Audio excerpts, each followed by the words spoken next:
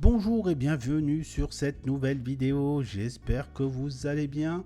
Je continue sur la thématique des fluides frigorigènes. Donc lors de la dernière vidéo, je vous ai présenté les différentes familles et leur domaine d'application. Aujourd'hui, je vais me concentrer un petit peu sur le glide, la notion de glissement, de fluide zéotrope et azéotrope. Vous inquiétez pas, c'est des mots qui peuvent faire peur, mais asseyez-vous confortablement et vous allez voir d'ici 10 à 15 minutes, vous allez tout comprendre. Allez, un petit rappel pour commencer. Donc un circuit frigorifique, c'est un certain nombre d'appareils. Donc on commence tout d'abord avec le cœur de l'installation, le compresseur. C'est lui qui met en mouvement le fluide frigorigène. Donc il aspire les vapeurs BP produites dans l'évaporateur et les refoule donc à la pression HP. Ce fluide qui est donc à une pression supérieure et qui est chaud va pouvoir donc transférer sa chaleur au milieu extérieur. Dans ce cas, on est sur un condenseur à air et donc les vapeurs donc de fluide frigorigène vont pouvoir se refroidir au fur et à mesure de leur avancée dans la tuyauterie du condenseur. Et normalement, si l'échange de chaleur s'est fait correctement, on se retrouve avec du fluide frigorigène à l'état liquide sous-refroidi à la sortie du condenseur. Ce fluide sous-refroidi va traverser un certain nombre d'appareils, en particulier donc la bouteille réservoir de liquide, le filtre déshydrateur, le voyant de liquide, l'électrovanne et le détendeur. Et donc le détendeur, lui, c'est l'appareil qui va permettre donc de faire chuter la pression du fluide frigorigène. Cette chute de pression va s'accompagner d'une chute de la température et donc le fluide frigorigène sera assez froid pour donc refroidir l'ambiance. Cette ambiance peut être une chambre froide ou tout simplement un bureau à climatiser. Et donc le liquide, au fur et à mesure de son avancée dans l'évaporateur, va capter la chaleur du milieu à refroidir et donc ce liquide va se transformer progressivement en vapeur. Et donc si l'échange de chaleur s'est produit correctement, normalement on se retrouve avec du fluide 100% vapeur à la sortie de l'évaporateur. Ces vapeurs sont aspirées pour un nouveau cycle au niveau donc de la vanne de service BP du compresseur. Alors à l'intérieur de notre circuit frigorifique circule un fluide frigorigène. On a décrit les différentes familles dans la vidéo précédente, mais ici, pour donner quelques exemples, on va retrouver le R134, le R32, qui sont des fluides qui sont surtout utilisés pour de la climatisation ou du froid positif. On va retrouver également des hydrocarbures comme le R290, des fluides de la famille d'HFO, du R1234YF ou encore du CO2, du R744. Donc bien sûr, l'utilisation de ces différents fluides va dépendre de l'application, donc en fonction du fait qu'on soit en froid positif ou en froid négatif. Alors ces fluides frigorigènes sont des fluides de synthèse, ils sont fabriqués en usine, certains d'entre eux sont des mélanges de corps purs comme le 410, le R448A ou le R407C, et ces fluides mélangés, donc on appelle ça aussi des blends, vont avoir certaines caractéristiques, en particulier au niveau de la condensation et de l'évaporation qu'il faudra prendre en compte pour la sélection et le dimensionnement de nos équipements. Donc pour mieux comprendre cette notion de fluide mélangé, je vous propose une petite expérience slide suivant. Et donc du coup, si je prends une casserole et que je la remplis avec de l'eau et que je chauffe l'ensemble, donc l'ébullition ou l'évaporation du fluide à pression atmosphérique se produira à une température de 100 degrés. Si je prends la même casserole, mais cette fois-ci que je la remplis avec de l'alcool, je chauffe l'ensemble et je constate la température donc d'ébullition. Donc pour l'alcool, l'ébullition se produira à 78 degrés. Alors on peut se poser la question, pourquoi l'eau bourrée à une température supérieure? Tout simplement puisque l'eau est plus dense que l'alcool. La masse volumique de l'alcool est de 789 kg par mètre cube, alors que celle de l'eau est de 950 kg par mètre cube. Donc du coup, l'alcool est plus léger, donc c'est pour cela qu'elle s'évapore plus facilement. Alors je continue un petit peu mon expérience, mais cette fois-ci je vais mélanger de l'eau et de l'alcool dans la même casserole et je vais chauffer l'ensemble et on va essayer d'observer ce qui se passe de façon assez précise. Donc la température va monter au fur et à mesure du temps. Et donc on va constater un premier palier de changement d'état, c'est le changement d'état de l'alcool qui va se produire à 78 degrés. Donc tant qu'il y aura donc de l'alcool dans le mélange, la température sera donc constante.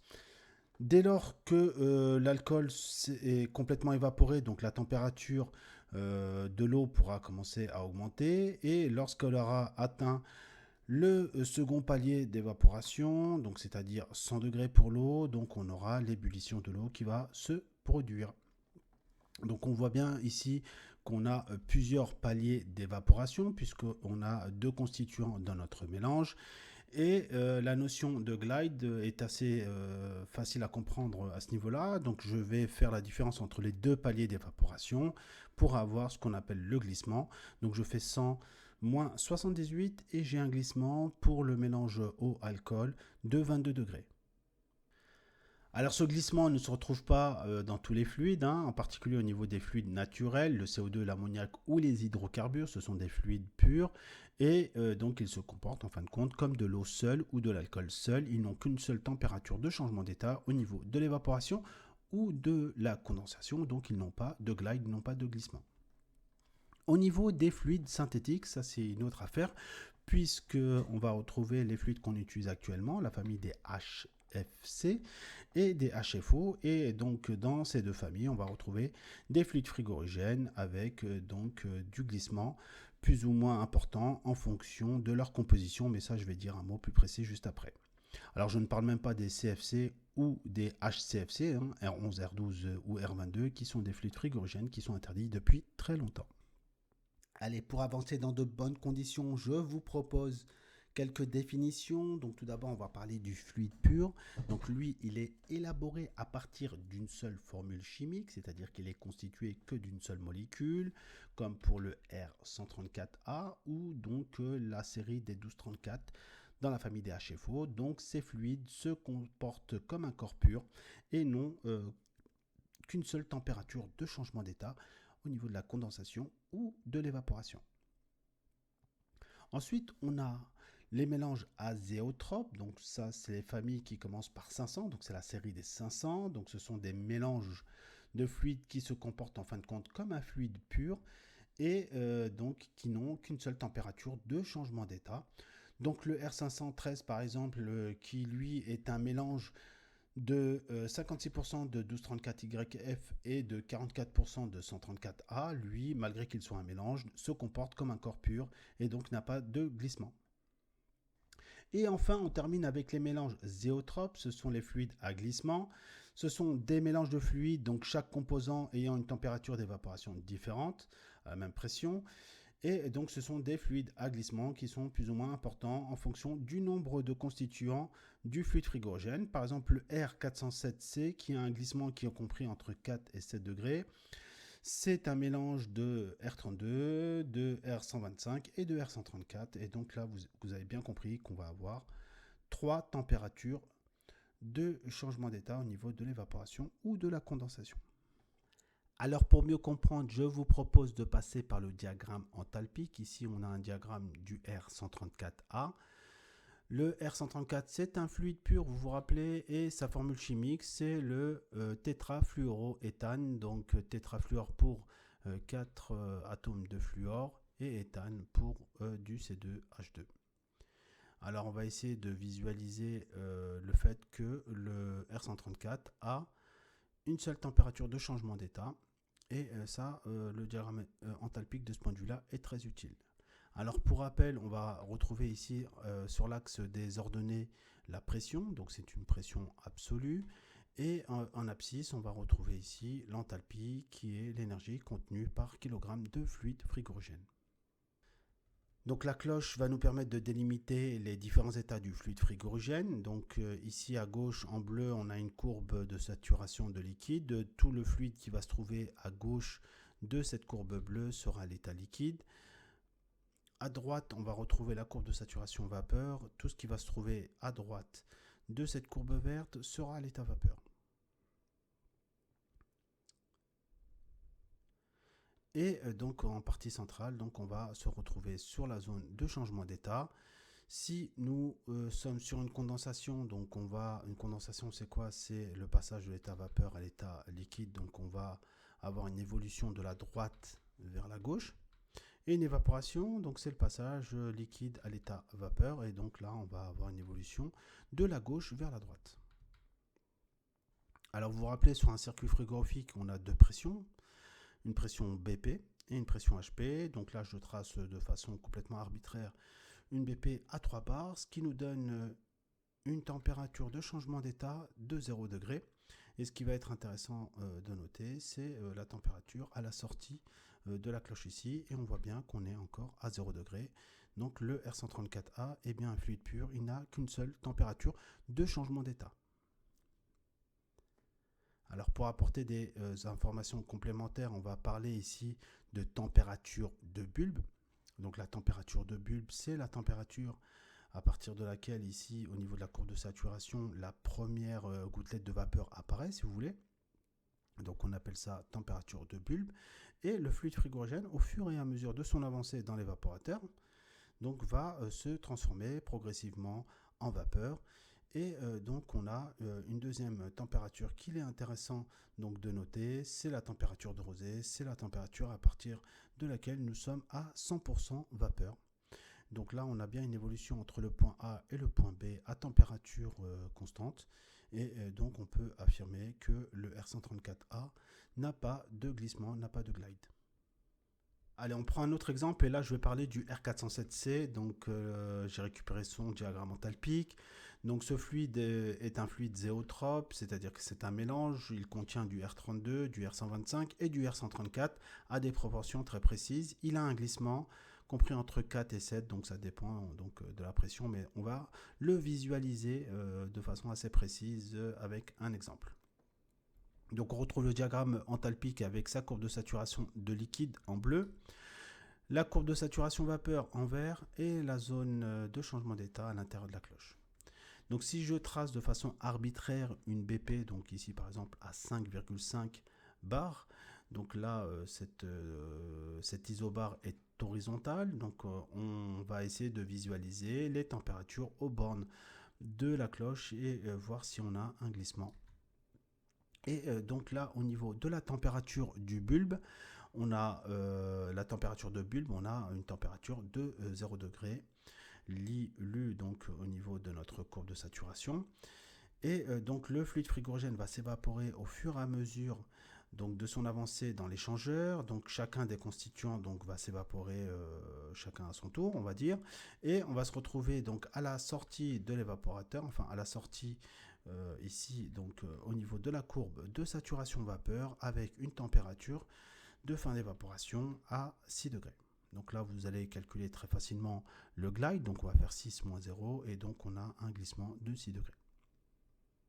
Alors je pense que vous avez compris qu'au fur et à mesure de l'avancée du fluide frigorigène dans l'évaporateur, les différents constituants de notre mélange vont s'évaporer les uns après les autres pour se retrouver avec donc un fluide frigorigène qui va sortir donc 100% vapeur à la température du dernier constituant qui va donc s'évaporer.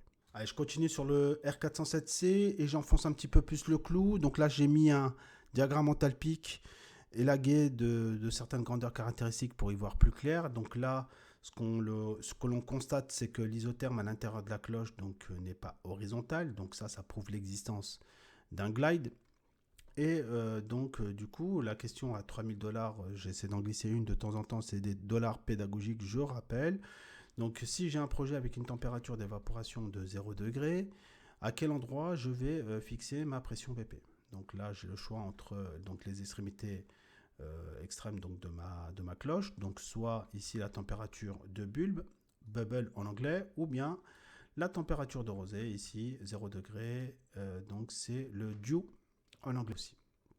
Donc vous voyez bien que si je me base sur la température de bulbe, là on aurait donc une pression BP qui frôle les 6 bars absolus.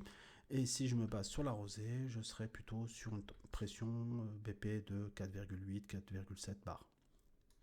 Alors allons droit au but. Donc du coup, pour fixer ma température d'évaporation sur un fluide zéotrope, il faut se baser donc sur la température de rosée. Et donc là, je peux tracer à partir de ce point mon isobar BP. Ok.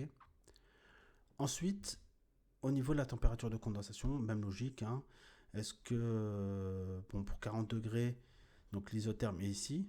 Donc, soit je me place ici ou ici. Donc, vous voyez bien qu'il y a une légère différence de pression quand même. Donc, à vous de me dire sur quel point nous allons construire notre isobar HP. Allez, j'avance. Donc, du coup, là, on va parler plutôt de la température du bulbe, vous l'avez compris. Et donc, du coup, je vais pouvoir tracer mon isobar HP à partir du point ici, donc le bubble. Ok. Allez, je continue sur la vidéo. On en est à un peu plus de la moitié maintenant. Donc, je vais essayer de faire un petit inventaire de tous les fluides qui existent actuellement et qui ont un glide ou non. Donc, au niveau des fluides synthétiques, on a la famille des HFC. Donc, HFC pour hydrofluorocarbures. Ce sont des fluides HGWP. Ils ont un impact sur l'effet de serre. Alors, ce sont des fluides qui sont en cours d'interdiction. Donc, on a actuellement la phase down qui va donc nous obliger à réduire progressivement l'installation donc de ces fluides frigorigènes dans nos équipements frigorifiques. Et l'objectif ici, c'est d'atteindre 21% du parc de machines qui contiennent donc des fluides de type HFC d'ici 2030. Alors les fluides les plus répandus dans cette famille, donc on retrouve bien sûr le R134A qui est un fluide pur, lui n'a pas de glissement, par contre il a un GWP 2300.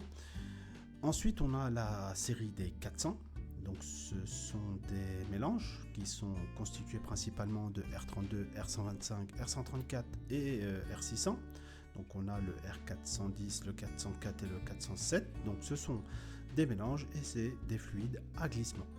Plus ou moins important et on le verra de façon précise juste après. Et on a aussi la série des 500, par exemple le R508A qui est un mélange, mais par contre lui c'est un mélange azéotropique, c'est-à-dire qu'il n'a pas de glide, il est constitué de deux fluides, ici le R23 ou le R116, qui ont les mêmes propriétés en termes d'évaporation ou de condensation.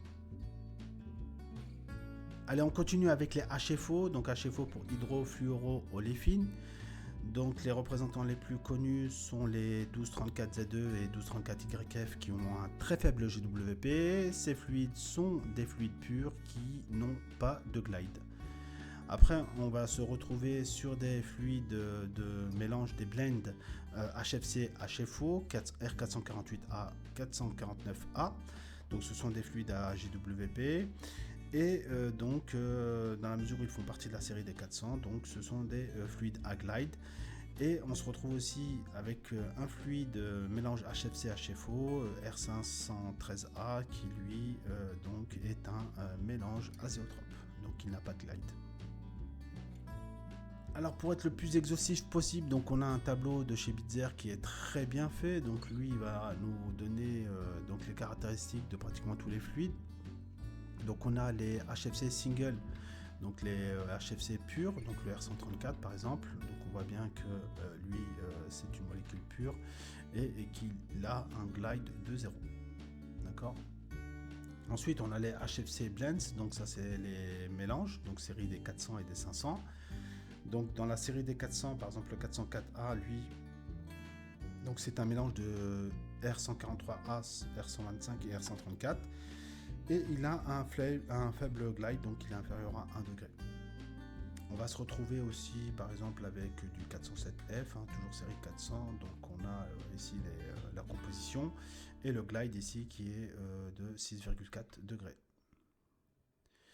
Le 407C qu'on a vu tout à l'heure, donc lui R32, R125 et R134A en composition, et il a un glide de 7. Donc ça, c'est pour les HFC mélangés. Au niveau des HFO ou des HFO HFC mélangés, donc on va se retrouver avec le 1234 YF ou bien ZE. On voit bien ici qu'on a un glide de 0. Et le 513 qui est un mélange de 1234 YF et de R134A. Et lui qui a aussi un glide de 0 puisque c'est un mélange azéotrope de la série 500. Après, on retrouve enfin le R448A, par exemple, qui est un mélange de R32, de R125, de 1234YF et de Z2 et du R134. Enfin bref, il y a du monde. Et on se retrouve par contre avec un glide de 6,2 degrés. Allez, on va encore se poser une petite question et là on va se demander comment charger une installation avec un fluide pur, zéotrope ou azéotrope. Alors pour un fluide pur ou azéotrope, c'est assez simple, on peut charger soit en liquide ou soit en vapeur, il n'y a pas de glide, il n'y a aucun souci à ce niveau-là. Par contre, lorsqu'on va avoir un fluide à glissement, un fluide zéotrope, donc là il faudra absolument charger votre installation en liquide. Et ça va vous permettre de garantir la bonne composition, les bonnes proportions de votre mélange. Alors pour charger, bien sûr, il faudra absolument retourner votre bouteille pour avoir la certitude que tout le fluide à l'état liquide va se retrouver en partie inférieure donc, de votre robinet de bouteille. Et donc il vous faudra également donc, une balance de précision.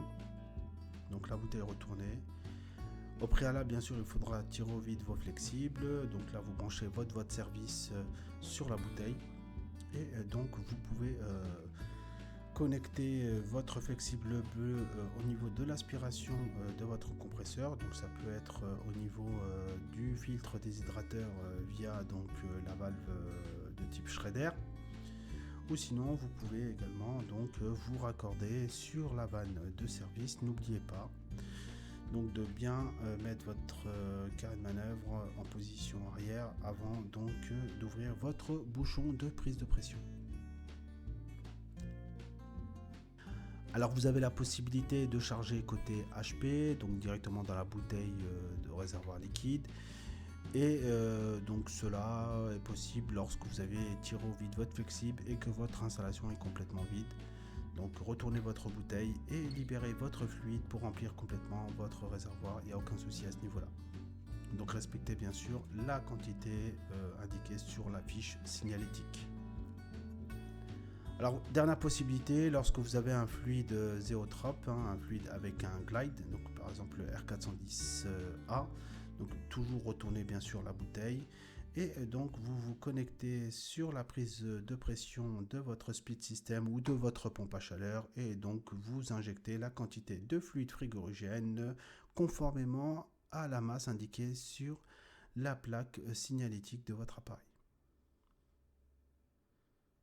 Ça sera tout pour cette vidéo, j'espère que ces explications vous ont été profitables.